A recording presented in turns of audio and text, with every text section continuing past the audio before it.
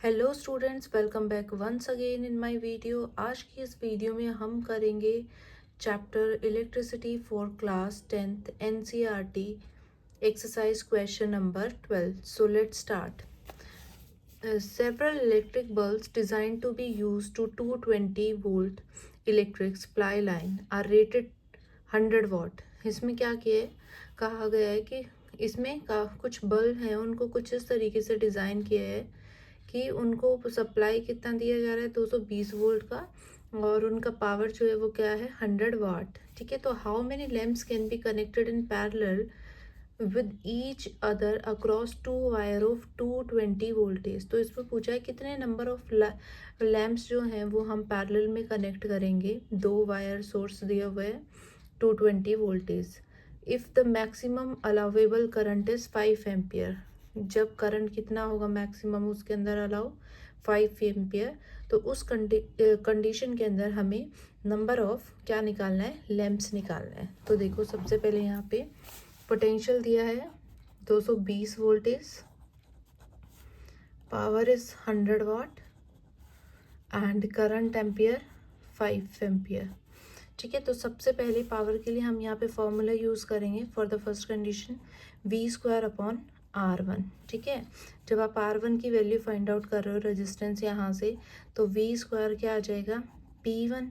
अब V क्या है, पोटेंशियल। पोटेंशियल कितना दिया है आपको 220, स्क्वायर है तो 2 टाइम्स लिखोगे इसको, और पावर यहाँ पे कितना दिया है 100।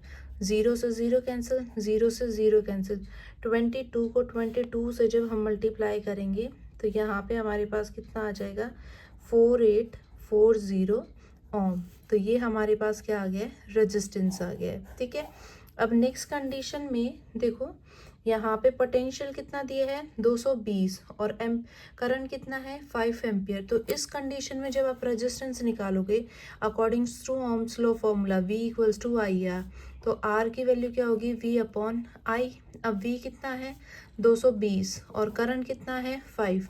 इसको सॉल्व करेंगे तो यहाँ पे आ जाएगा हमारे पास 44 ओम। अब इसने क्या कहा है, इनको कैसे कनेक्ट करना है, पैरेलल में कनेक्ट करना है। तो जब आप पैरेलल में निकालोगे, अब हमें नंबर नहीं पता कितने नंबर ऑफ बल्ब्स हैं, तो हम अपनी तरफ से क्या कंसीडर करेंगे कि x नंबर ऑफ बल्ब्स के लिए हम निकाल रहे हैं x टाइम रेजिस्टेंस। तो पैरेलल में क्या होता है formula 1/R1 1/R2 and up to सॉन कितने टाइम्स के लिए, x टाइम्स के लिए।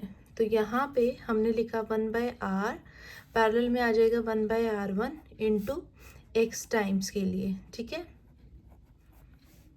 अब हमें x की वैल्यू निकालनी है, तो यहाँ पे इसको आप इस तरीके से लिख सकते हो 1/R इक्वल्स टू 1/R1।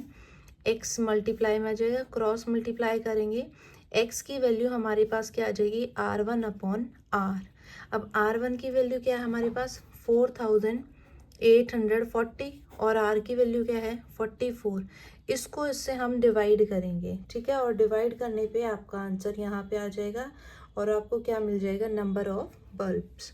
41 को 41 यहाँ पे 41 एंड 0, तो x कितने नंबर ऑफ बल्ब्स होंगे 110। इस क्वेश्चन को एक बार मैं फिर से रिपीट करती हूँ। देखो क्वेश्चन में क्या बोला गया है कि आपके पास ना यहाँ पे नंबर ऑफ इलेक्ट्रिक बल्ब्स दिए हैं और उनको इस तरीके से यूज़ किया है कि उनको 220 वोल्ट सोर्स के साथ लगाया है और उनका पावर है 100 वाट।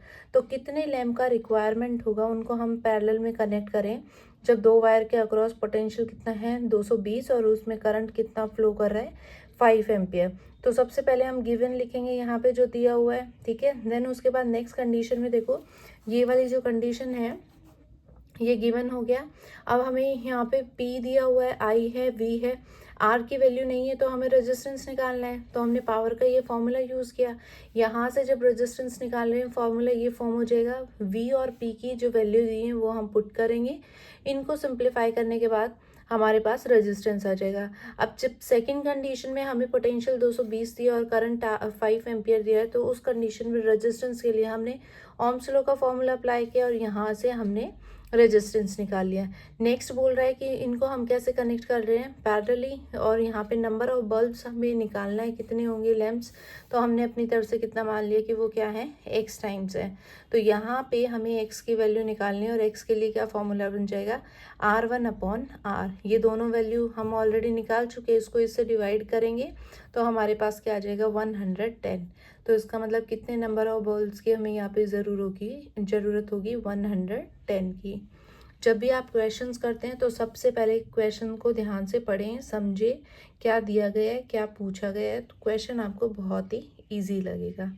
मिलते हैं नेक्स्ट वीडियो में नेक्स्ट क्वेश्चन के साथ, तब तक के लिए बाय बाय एंड रिवाइज।